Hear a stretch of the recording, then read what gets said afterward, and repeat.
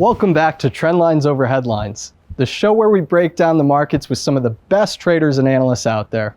My name's Patrick Denawilla. I'm the editor of the Chart Report, and I'll be your host. We've got a brilliant guest for you today. David Lundgren will be joining us to make sense of these markets.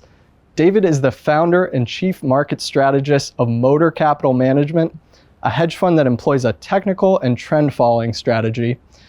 Prior to launching MOTR, David was a portfolio manager at Wellington, which is a large Boston-based asset management firm. We share the same obsession with charts and technicals, so it'll be a good one as always. But before we talk to David, it's Friday, the markets are closed, so let's take a quick look at how this week played out.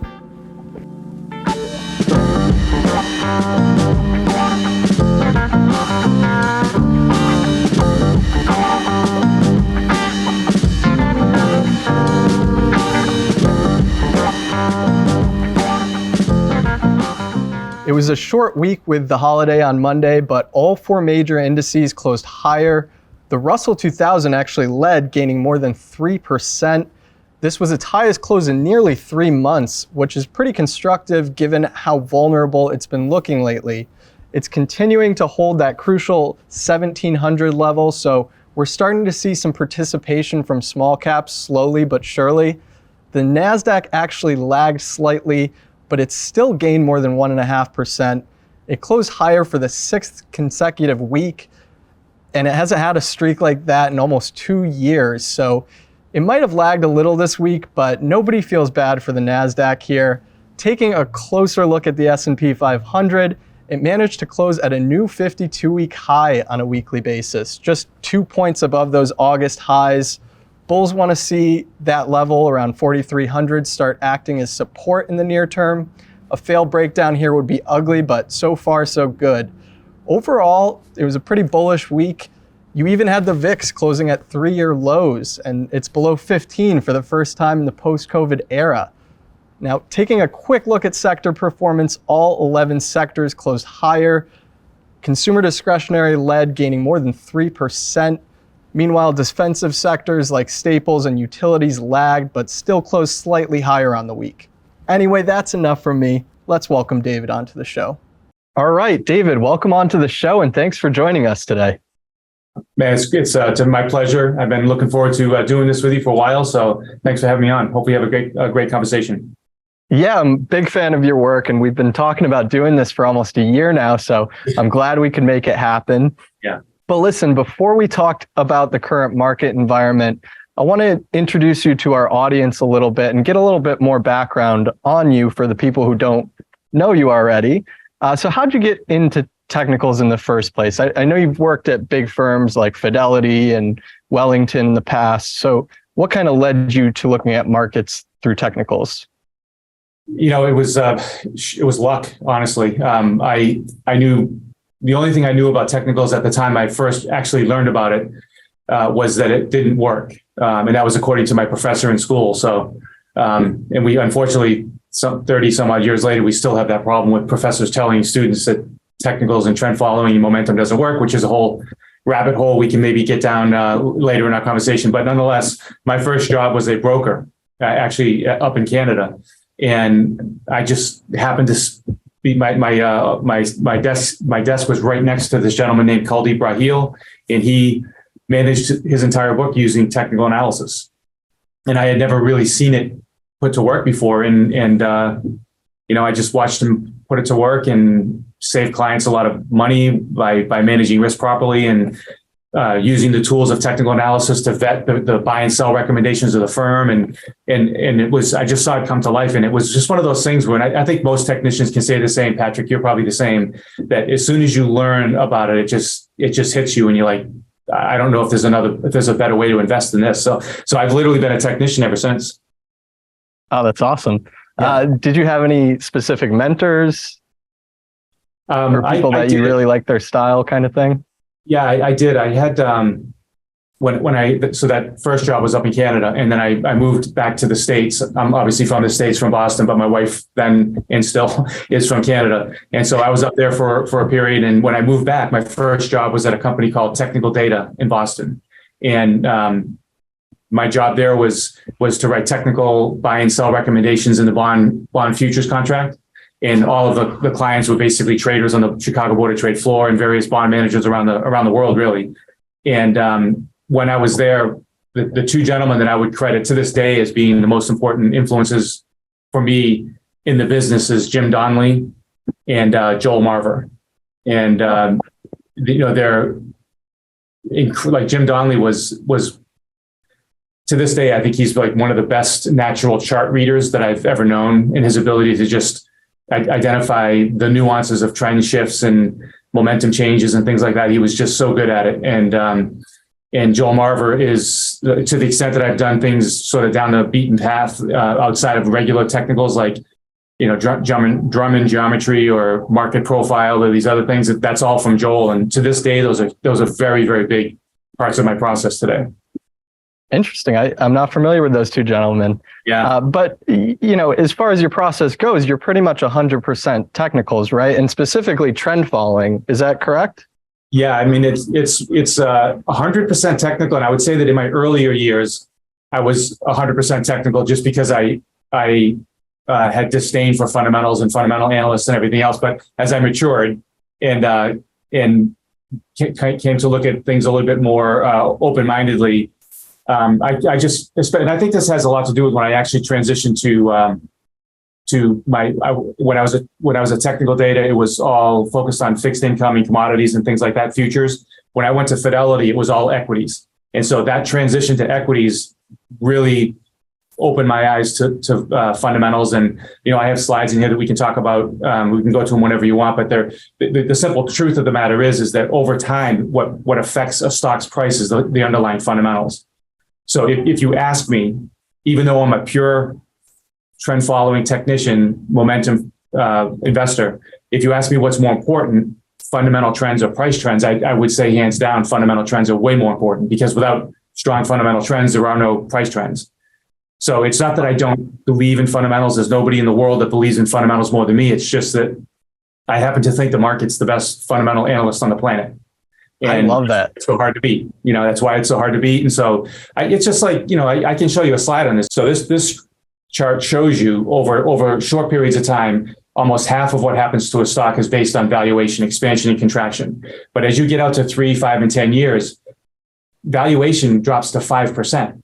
And that means that 95% of it is fundamentals and 75% of it is top line revenue growth. And this is why William O'Neill, rest in peace, legend in the business, huge influence in my life. But this is why William O'Neill smartly, if that's a word, migrated to top line revenue growth as a place to really look for those right tail events, those real true market leaders, as he used to call them. And this is why. This is proof positive as to why. So it's not that fundamentals don't matter. They matter more than anything. It's just that if you look at this next slide, unfortunately, those that use fundamental analysis and everything they learn in graduate school and everything else to try to beat the market, they don't. They don't beat the market. 88% of them underperform the market. So my simple question is like, if this is true, this is undeniable evidential proof here.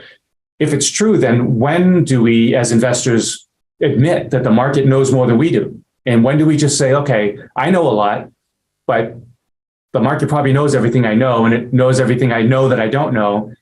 But most importantly, it knows all the things that I don't even know I don't know. And this is why I underperform, right? So when do we say that? And it's not like we're stupid. I've worked with some of the smartest people in the business over the years. So it's not that it's a smarts thing. It's just it's a disadvantage, a competitive disadvantage based on the lack of information that we have, despite thinking we have all the information. We don't. So when do we just admit that and say, well, how do we fill that hole? Well, we can fill that hole using technicals. Right? So keep your process, do whatever you do as a fundamental investor, but wait for the market to agree with you. Well, how do I know that? Trend, momentum, right? So that's it. And so I think this is evidence enough to say that we should probably listen to the market more than we do and give it a lot more credit than we do. Yeah, I love what you said there. The market is the best fundamental analyst out there. Because I've always thought that whole debate between technicals and fundamentals is kind of silly. I mean, of course, fundamentals matter. It's just that for technicians, we prefer to look at or interpret the fundamentals through price action, right? Exactly right.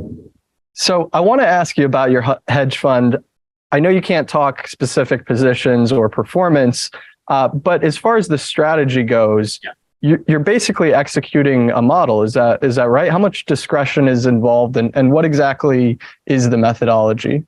Yeah, so I've like as I said earlier, I've been a pure trend following tech momentum type investor my entire career, and what I've come to appreciate is that when you're in a bull market, systematic momentum, systematic trend following is extremely difficult to beat. So when I can identify the regime as being we're in a bull market, that's when I become very systematic. And the analogy I use is a pilot on a plane. And when we're in a bull market, I take my hands off the controls and I just let the plane fly. But when we fly into a flock of seagulls, there is no autopilot solution to that. So you have to put your hands on the controls and fly the plane until things normalize again. And the reason I do that is because as strong and effective and I would say unbeatable as systematic momentum is in a bull market, it does not do well in a bear market. In fact, in some cycles and parts of a bull market, it can literally get its face ripped off. So in those moments, for those reasons, I focus on two things. Like the name of my company is MOTR, which stands for momentum and trend. And so in a bull market, I focus on momentum. I use trend all the time, but I focus primarily or lean on momentum more in a bull market. So that's my primary input. And then I size my positions according to volatility. And I don't lean on stops as much because stops can actually hurt you in a bull market. And then when you're in a bear market, I'm always using momentum, but in a bear market, I lean more heavily on trend. And instead of sizing my positions according to volatility, I size them according to this concept of value at risk, which is just, if I'm wrong on this stock, I'm willing to lose 10 or 15 basis points in every trade. And so the whole idea is that recognizing that you're in a bear market, knowing that most things you do are going to be wrong, you should be risking a lot less, but you should always be executing your process. So when you see a setup that meets all your criteria, even if it's a bear market, you have to take it. But just take it smaller because you know there's a high odds of failure in that instance. And then watch, rinse, repeat until you get to a bull market. Yeah, and I like that emphasis on, making the distinction between what sort of environment we're in. Are we in a bullish environment or a bearish environment? Right. And on that topic, I keep hearing that this is a very challenging environment for trend following. And I'm wondering what you think of that. Yeah, no, I've actually heard that debate, but certainly discussion quite a bit lately, and it frustrates me a little bit because when if you ask me, trend following is working perfectly, and the reason I say that is because when we define what trend following is specifically, like holistically, what is it? Trend following momentum is a strategy that gets you into the best stocks in the market during a bull market. That's part one. And then part two, the part that everybody's missing and ignoring, is that the other half of trend following is that it saves your bacon in a bear market. So just because trends aren't really unfolding the way you would like them to unfold, that doesn't mean trend following is not working. It just means half of trend following is not working.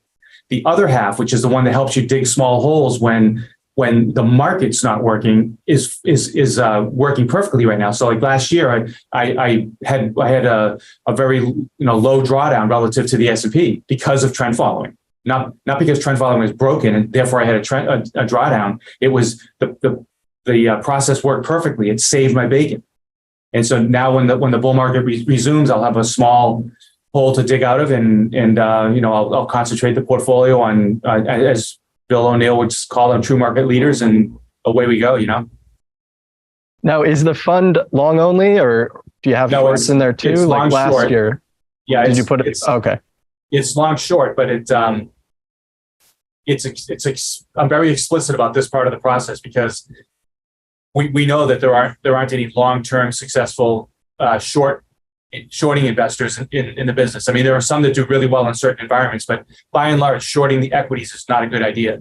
But sometimes it's really a valuable tool either to make money or in order to literally hedge.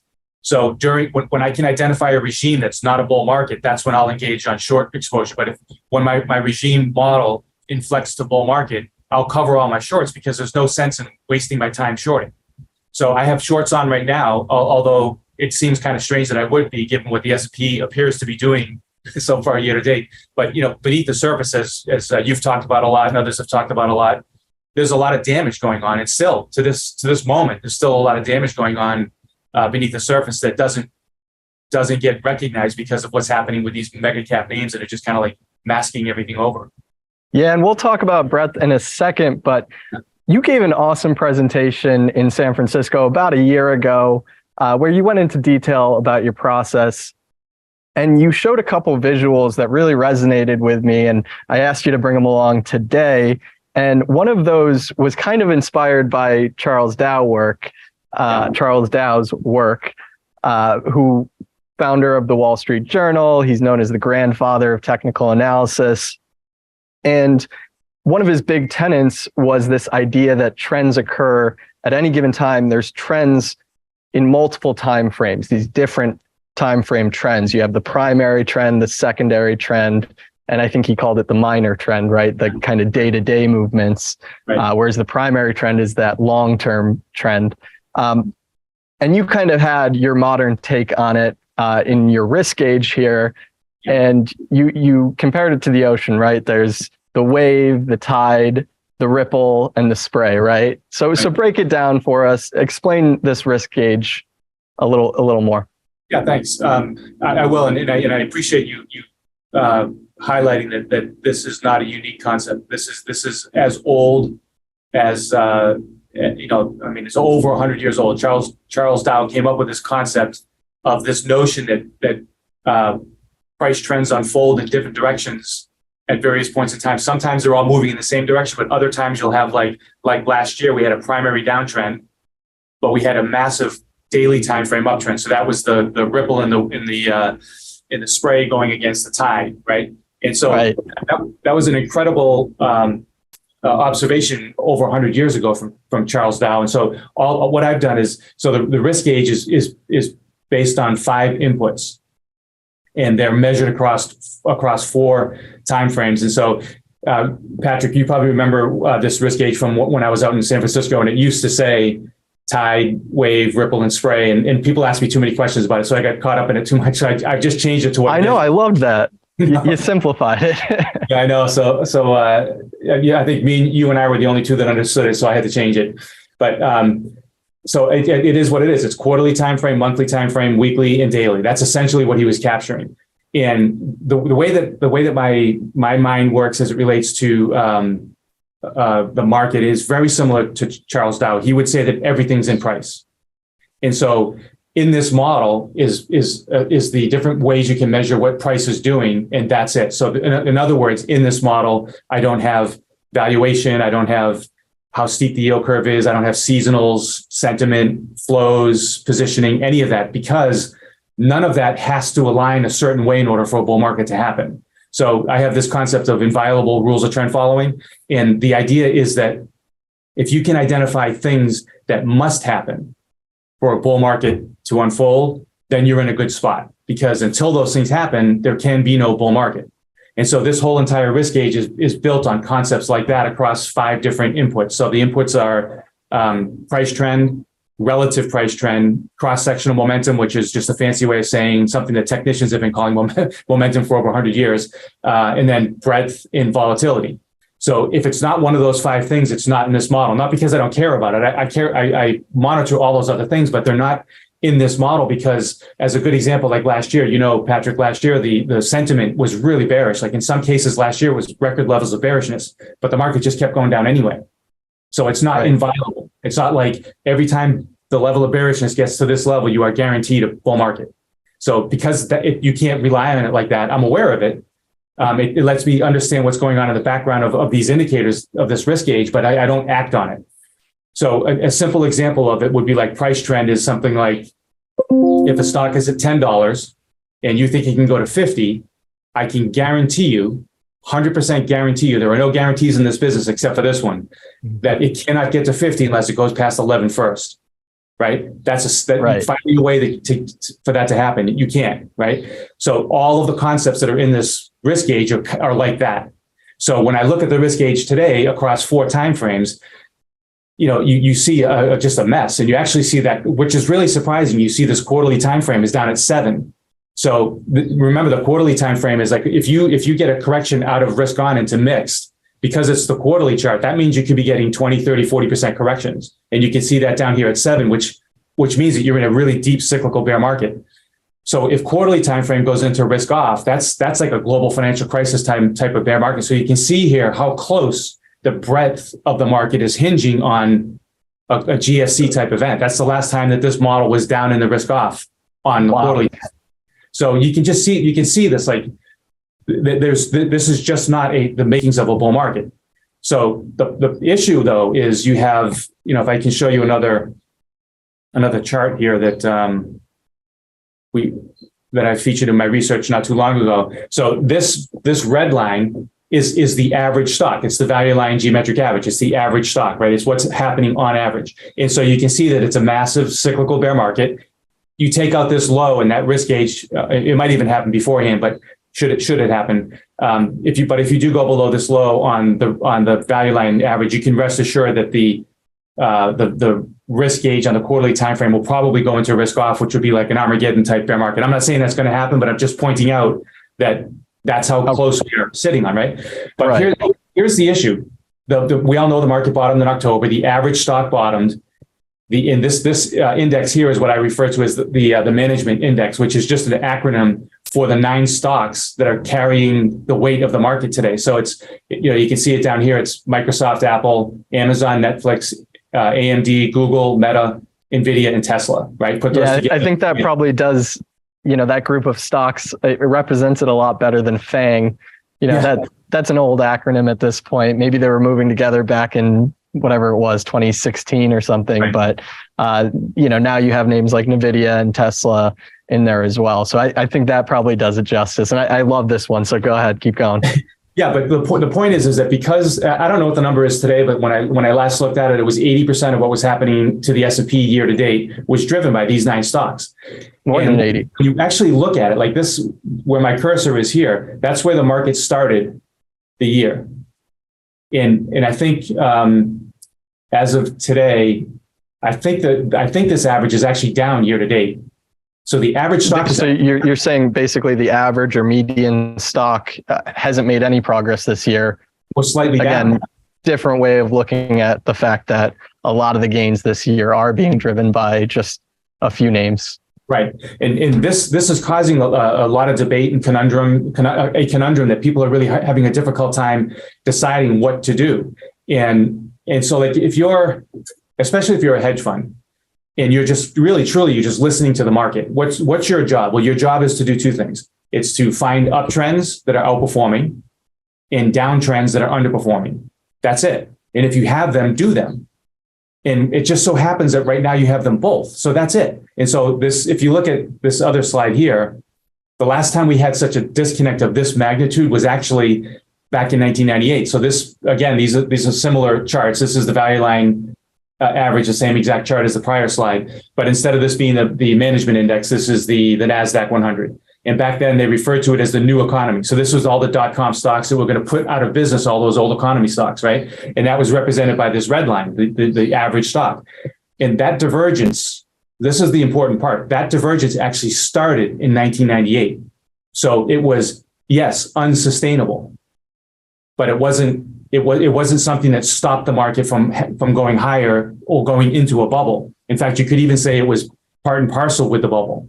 And so the idea back then, if you would have just listened to the market, the idea back then was to be long what's working and be short what's not working if it's in a downtrend. And that was the way to play it in the last massive bifurcation that we had. And I'm arguing that until things change, that's how you should be doing it today. So you should be long all these things that are AI related, and I call them Toothpaste Tech, which is basically tech companies that have recurring revenue streams, and it's like toothpaste, right? So you go into a recession, you're not going to stop brushing your teeth, I hope. Right. Certainly not stop drinking. So Budweiser, right? But today they kind of view like all these SaaS companies as being recurring revenue because of subscription-based models, and so you're not likely to cancel them in a recession. So these things are very resilient cash flows. So they're doing extremely well in this environment. Then you throw in the kicker of the reality that they're also leading the charge on AI. you could have something like this, a pretty spectacular bull market in those stocks, while everything else that's doesn't have recurring revenue streams, that's not tied to AI, in fact, is going to get put out of business because of AI, which was the old economy risk back then. You could just see it play out again. And what you should have done then was be long what's working and be short what's not. And that's it. Yeah, and I'm so glad you brought up AI here, because I wanted to ask you about it from kind of a behavioral or speculative kind of point of view. It definitely seems like it's the new hot investing theme. And we've seen this story before with 3D printing stocks or electric vehicle stocks or pot stocks or blockchain stocks, you name it. And we know how that story tends to end. You know, you get this massive run up and then this bubble popping, and it's painful. So do you think AI is a bubble? And do you think what kind of stages are we in for it? So I'll say two things to start. I think it's risky to label anything, because labeling something gets your mind to go down a rabbit hole that maybe it doesn't belong down, right? Because, you know, if you say bubble, by definition, you're not going to want to do it, because who wants to invest in a bubble? Right. It's the same as labeling something a bull market or a bear market. It's right. Is the trend higher or lower? That's probably a better way to phrase it, right? Yeah, and you know, and especially if you label it a bubble and you steer everybody away from it, now you tell everybody that now you're never going to participate, because now you've behaviorally tied yourself to that expectation and that definition. Right. It's like that quote, you know, a bubble is whatever you don't own, kind of thing, right? I'm totally butchering the quote, but you know what I'm saying. Yeah. But when I was at Wellington, I had the incredible fortune of working with Frank Texero, who I'm pretty sure I know you know him. He's one of the best technicians in the business. He's one of the best that I put him up there with William O'Neill and whatnot. And just a fun guy too. He's great. Oh, he's incredible. We just had a blast every day at work. People would see him at the CMT symposiums, and he'd just be like off the cuff, you know, being frank, and people would come up to me and say, "Is he like that all the time?" I'm like, "Yeah, it's like that all the time." but at any rate, he just so you know, in 1999 he was up 500%. Wow! Because he didn't necessarily label it as a bubble, but he saw what it was, which is trending and outperforming. Why? And this is at Wellington. He was up 500% in that fund. Yeah. In 99. Then the next year he was up 25% because he got stopped out of everything. So when the market rolled over, he was up 25%. But that was just him doing his job. And he'll tell you this. It was him doing his job. It's not because he identified the bubble and made this great call. He just identified what was and stopped asking questions. The only question he asked was like, where should I put my stop? And that's the only question you should ever be asking. So when he retired or withdrew from the partnership at Wellington, he made this, withdrawal speech, which you give when you're withdrawing from the partnership. And one of the things he said was he was praying for another bubble. Please, God, give me one more bubble. Because the thing is don't be afraid of bubbles. I mean, I'm praying that this is a bubble. Trust me, I'm praying this is a bubble, because that means this is going to happen again, right? So I'd rather not label it as a bubble, because it just prevents you from engaging with it when you should. And then the other thing I would say is one of the ingredients to a bubble is the inability to fundamentally really truly identify what the heck is going on. That's why Bitcoin did what it did. That's why Tesla did what it did, because there was you could drive a Mack truck through the estimates on Tesla, or a Mack truck through the opinions of whether or not Bitcoin is real or not. And these are, like as I said earlier, these are smart, way smarter than me, fundamentally oriented investors coming to well-reasoned conclusions that were way different from each other. When you have those conditions, that's when you get bubbles. Because if you can't really pin it down and say, this is precisely what's happening, your imagination runs wild. And then that's what happens. And I think AI has the potential to do that. I mean, I think there's a lot of similarity between this and the dot-com bubble.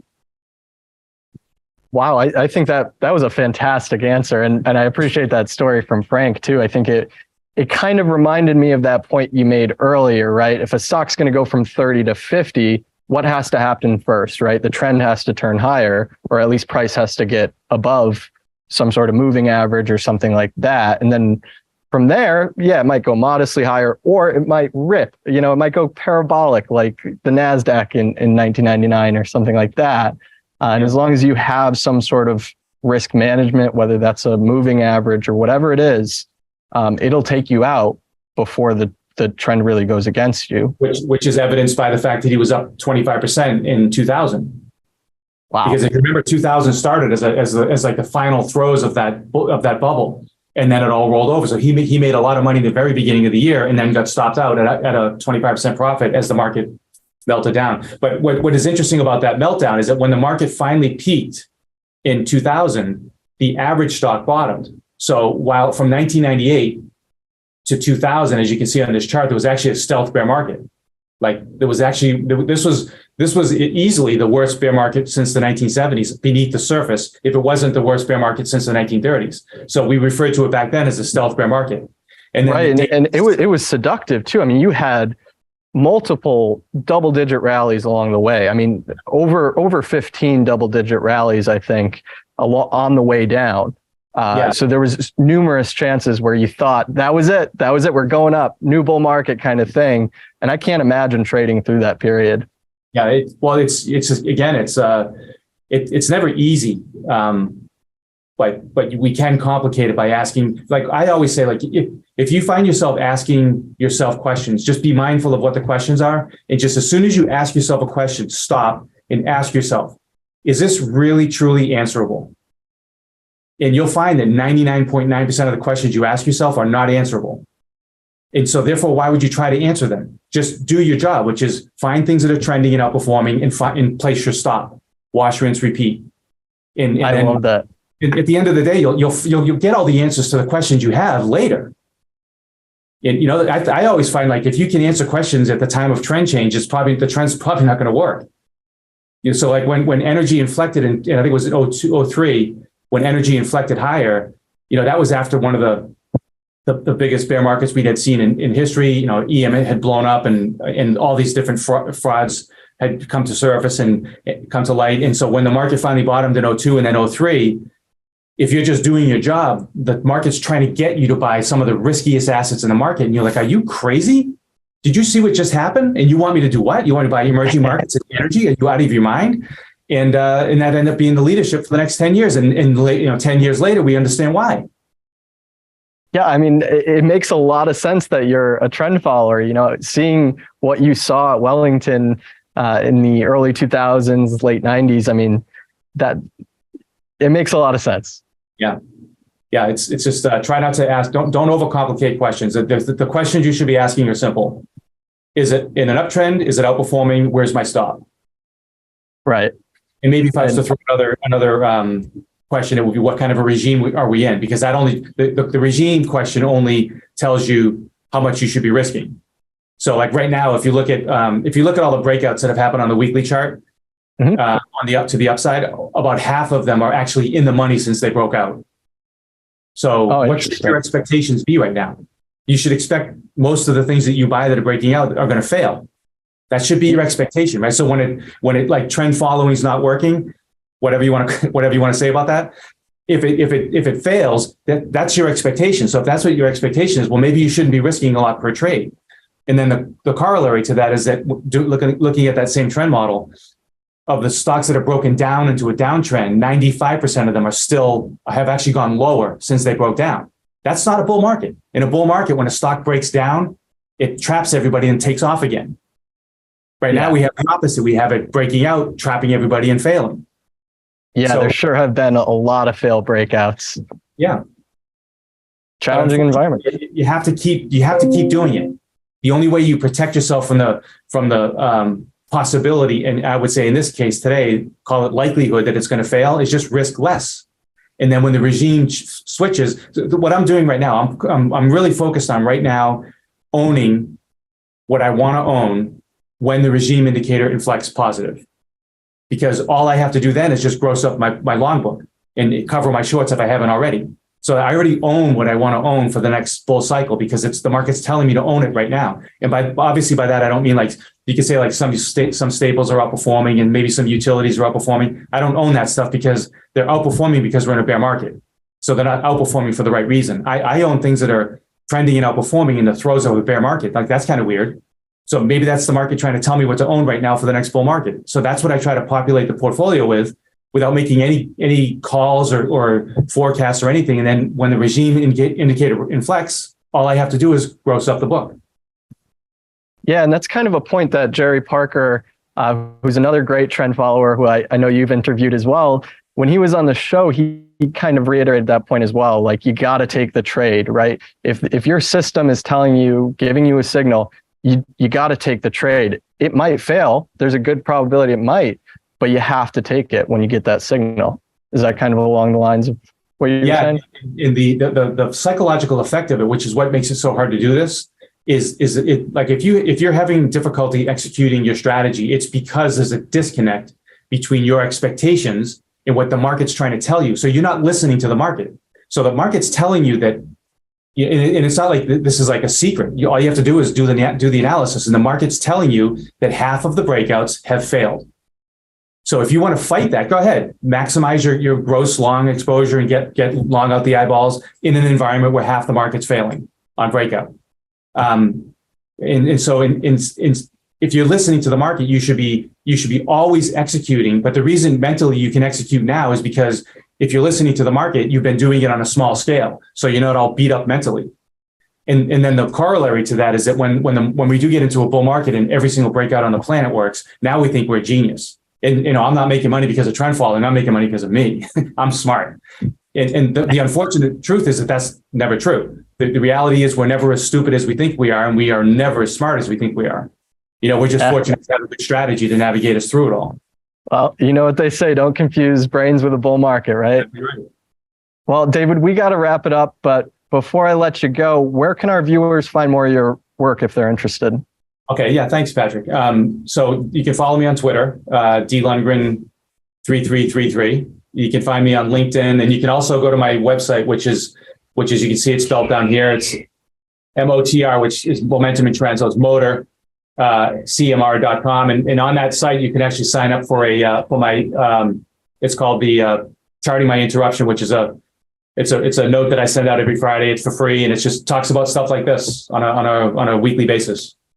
Yeah, that management chart came from Charting My Interruptions. Right. I really like that column or blog, whatever you want to call it. Yeah, it's very interesting. And to our viewers, definitely go check it out. It's free. But David, thank you so much for coming on and sharing all your wisdom. Absolutely, Patrick. Thanks for having me on. Of course. Have a great weekend. You too. Thank you guys for watching. If you enjoyed the show, be sure to click like and subscribe, and we'll see you again next week.